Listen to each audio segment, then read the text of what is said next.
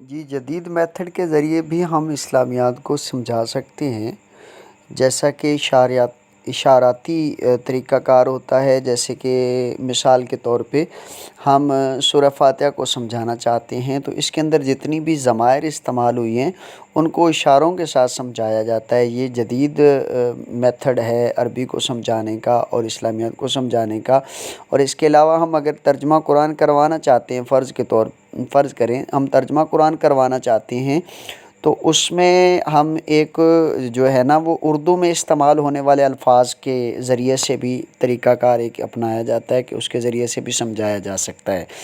جیسا کہ فرض کریں مثال کے طور پہ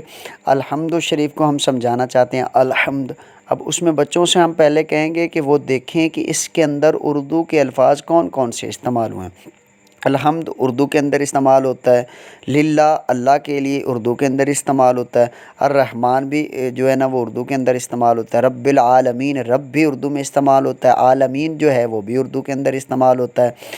اس کے بعد الرحمن الرحیم یہ دونوں الفاظ اردو کے اندر استعمال ہوتے ہیں۔ مالک یوم الدین، اب مالک بھی جو ہے وہ اردو کے اندر استعمال ہوتا ہے، یوم الدین یوم بھی اردو کے اندر استعمال ہوتا ہے، اور دین کا جو لفظ ہے دین بھی استعمال ہوتا ہے اردو کے اندر۔ ایاک نعبد، اب لفظ یہاں پہ صرف ایاک آیا ہے، نعبد عبد سے ہے عبادت، اور یہ بھی اس سے ملتا جلتے الفاظ استعمال ہوتے، یعنی کہ ہم پہلے بچوں کو یہ سمجھائیں گے اردو طریقہ کار کے اعتبار سے کہ پہلے ہم جو ہے نا اردو کے اندر جو الفاظ استعمال ہو رہے ہیں ان کو ہم دیکھیں گے، اور اس کے بعد اس کو جو ہے نا وہ علامتوں کے ذریعے سے اور کچھ عربی علامات بھی جدید ٹیکنالوجی کو پیش نظر رکھتے ہوئے جدید طریقہ کار بنایا گیا عربی کو سمجھنے کا، اسلامیات کو سمجھنے کا، حدیث کو ہم کس طرح سمجھ سکتے ہیں، اس کا طریقہ کار جو ہے نا وہ گرامر کے لحاظ سے کیا ہونا چاہیے، تو اس اعتبار سے ہم جدید جو میتھڈالوجی اس کی وجہ سے بھی سیکھ سکتے ہیں، بچوں کو سکھا سکتے ہیں۔ اور دوسرا یہ ہے کہ ہم جدید طریقے سے اس طرح بھی سکھا سکتے ہیں کہ کچھ پرنٹڈ اور کلر قرآن پاک آئے ہوئے ہیں جس میں الفاظ کی ترتیب کے لحاظ سے کلر ہیں، کہ کچھ الفاظ ہیں جو اردو کے اندر تقریباً 65% قرآن کریم کے اندر اردو کے الفاظ استعمال ہوتے ہیں، ان کا رنگ جو ہے وہ اور ہے، اور اسی طرح جو ہے ان کا جو کلر ہے وہ نیلے رنگ کا ہے۔ اسی طرح جو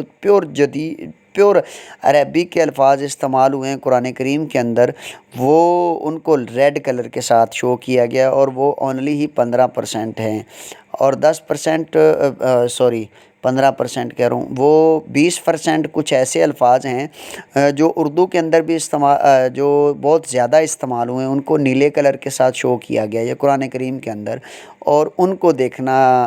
جو بار بار استعمال ہوتے ہیں وہ 20% الفاظ ہیں، اور 5% ایسے الفاظ ہیں جو جدید جو نا پرانے عربی کے ہیں اور عربی کے اندر ہی استعمال ہوتے رہے ہیں اور ان کا پیور عربی کے ساتھ تعلق ہے، تو ان کو 5% کے ساتھ جو ہے نا وہ کنکلیوڈ کیا گیا ہے، اور ان کا کلر جو ہے وہ ریڈ شو کیا گیا ہے۔ تو اس طرح ہم قرآن کریم کے اندر مختلف